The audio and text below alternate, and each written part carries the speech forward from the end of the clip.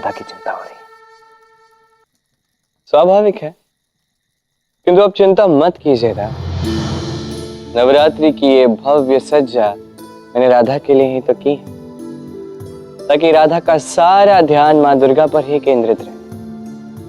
क्योंकि नवरात्रि के ये 9 दिन राधा के जीवन के सबसे कठिन दिन होने वाले हैं, क्योंकि ये 9 दिन वो भी हैं जहां राधा को दुर्गा शक्ति का आभास होगा।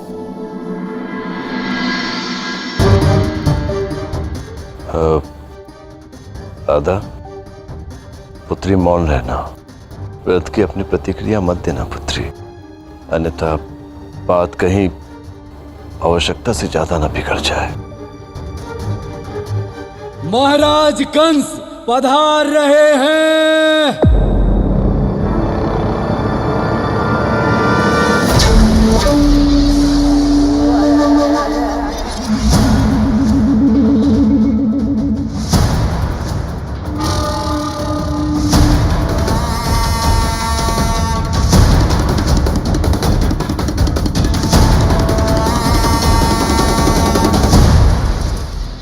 तो तुम हो वो लोग जिन्होंने अपने राजा से बिना पूछे एक विशाल हाट का निर्माण किया, और जहां मथुरा के 108 गांव व्यापार भी कर रहे हैं।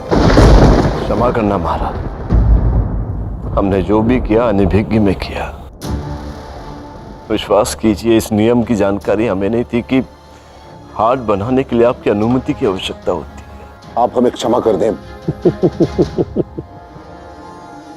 क्षमा नहीं, दंड मिलेगा तुमसे। पहले उस व्यक्ति को मेरे समक्ष प्रस्तुत किया जाए जिसके सुझाव पर तुम लोगों ने मेरे विरुद्ध जाकर उस हाट का निर्माण किया।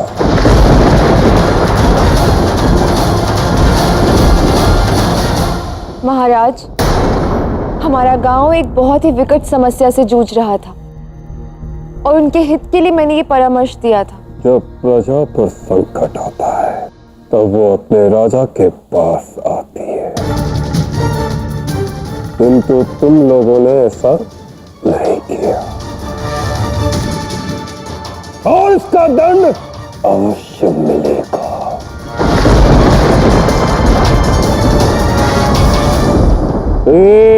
तीन गुना कर तुम लोगों को चुकाना होगा।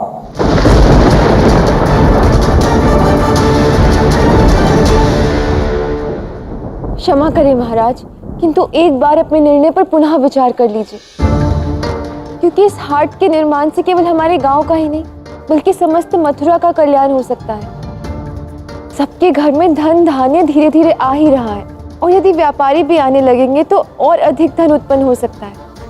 अर्थात ये एक अच्छा कर्म है, और इसके लिए दंड मिलना तो अन्याय होगा ना।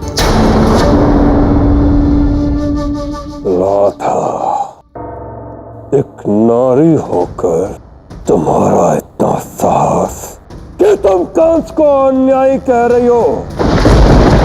राधा, ये क्या बोल रही हो तुम? पति भ्रष्ट हो गई तुम्हारी? क्षमा मांगो महाराज से। क्षमा कीजिए महाराज, छोटी है, नादान है, गलती हो गई इससे महाराज। हाँ महाराज, क्षमा कर दीजिए राधा को। वो ऐसी उद्दंड नहीं है महाराज, वो अवश्य ही किसी की बातों में आ गई है। हाँ, ये शब्द अवश्य ही उसके मुख से निकल रहे हैं, किंतु वाणी किसी और की है महाराज। तो वो कौन है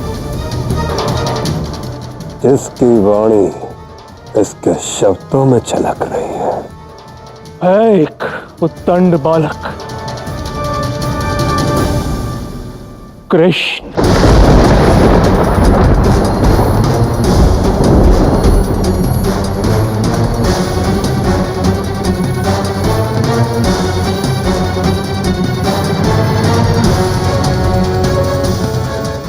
तुम तो केवल एक बालिका हो।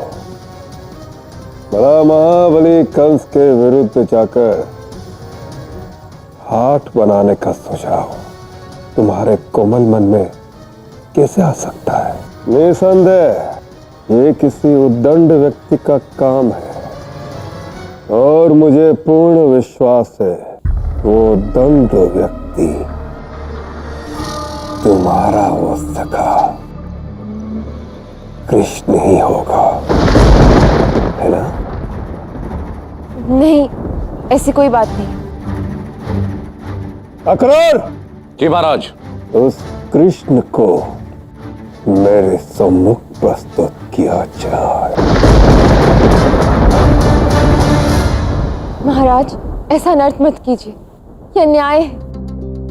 क्योंकि यहाँ उपस्थित किसी के भी पास ये प्रमाण नहीं है कि हाट बनाने का सुझाव कृष्ण ने मुझे दिया है।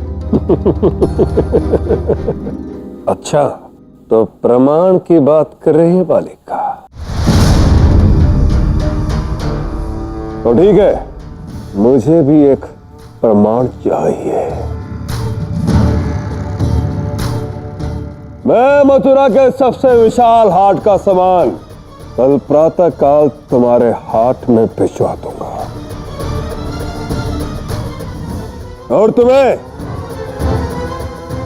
इसी नवरात्रि के 9 दिनों में वो सारा सामान बेचना होगा।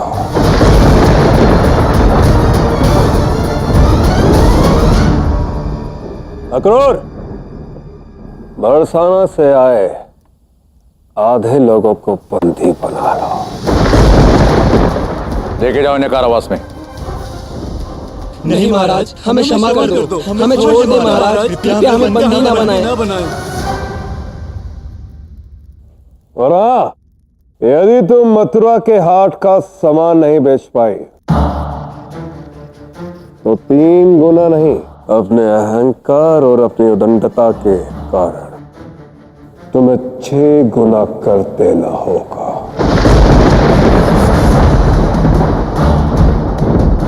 और उस कृष्ण को मेरे समक्ष प्रस्तुत भी करना होगा,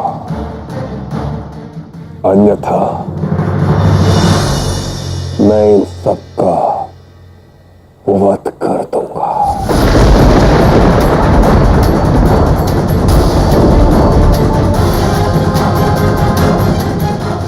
अकरार, जाओ फेंक दो इन सबको कारागार में।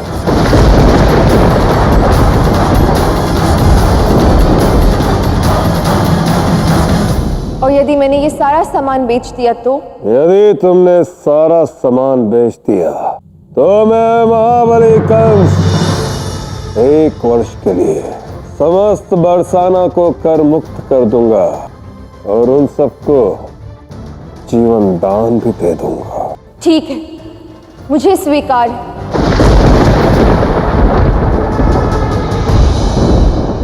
यदि मैं असफल हुई तो मैं 6 गुना कर भी भरूंगी और मैं स्वयं कृष्ण को यहां लेकर आऊं। कृष्ण, तुम पर विश्वास रखकर मैंने इतना बड़ा संकट मोल लिया है। अब तुम्हें एक बार पुनः मेरे विश्वास की कसौटी पर खरा उतरना होगा। काकी, सब लोग मथुरा से लौट आए हैं। सहायक नंद जी ने तत्काल सभा बैठाई है।